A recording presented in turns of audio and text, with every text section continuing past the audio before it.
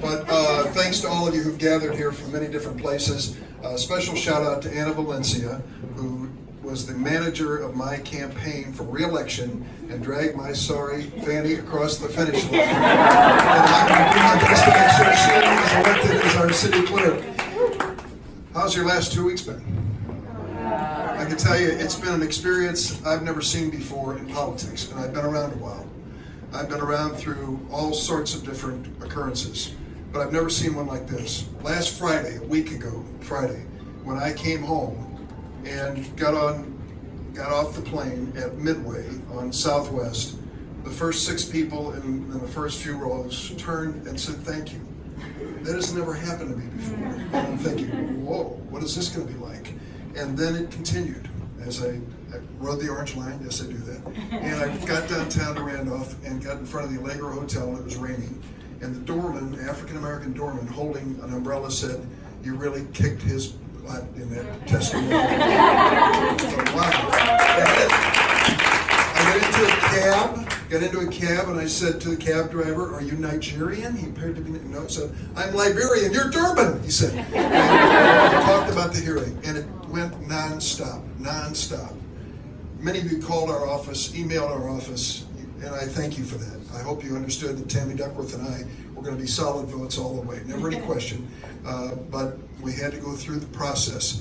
In the course of that process, I witnessed some things which I rarely see, and I've, as I said, done this for a few years. I can recall, it was almost 3 weeks ago, Heidi Heidkamp, who's my friend, came up to me on the floor, looked in my eyes, and she said, "If I believe her when she testifies, I'm voting against him, and it will cost me the election." And I said, "That's why I love you, girl," because she is just that way. She was principled and determined, and she said to me, "I believe her." And I believe her too. Dr. Christine Blasey told me.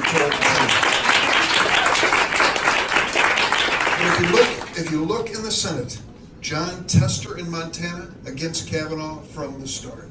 Clara McCaskill in Missouri, and just a neck-and-neck contest against Kavanaugh weeks before the final vote came around. Joe Donnelly in Indiana. My friends, we know what Indiana's like, don't we?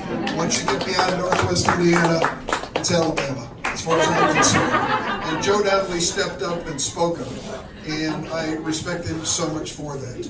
I'll tell you that because people lose faith in politics and politicians, but there are moments when people come through for you, as these folks did. Here's the message that we tried to deliver at the end.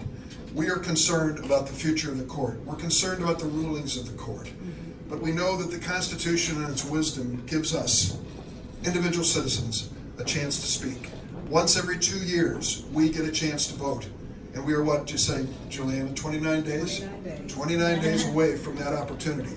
Shame on us if we don't turn out the vote. Shame on us if we stop with tweets and emails and phone calls and say we've done our part.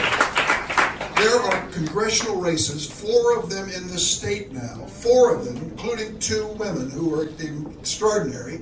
I happen to Lauren Underwood, and I've known Betsy Dirksen Lonergan since she was a bump, as I've explained before. These are extraordinary. Brendan Kelly in Southern Illinois, Sean Casten in Roscom's seat out in the DuPage suburbs.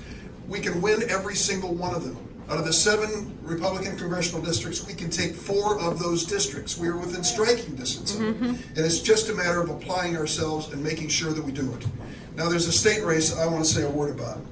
For the last few years, I have been able to call Lisa Madigan without fail and enlist her to be my partner in efforts to protect the environment, to protect consumers, to go after for-profit colleges and universities. Always there.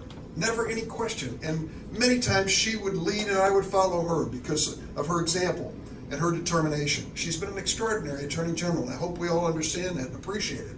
We cannot allow this Attorney General's office to fall in the hands of someone who is Bruce Rauner's hand-picked candidate for Attorney General. We cannot allow this office to fall in the hands of someone who thinks that Brett Kavanaugh was a good choice for the Supreme Court.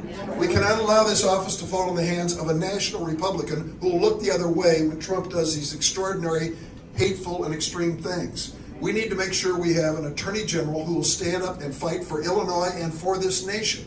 I can't tell you how many times we've had to turn to the courts to save us from the extremes of this Trump administration.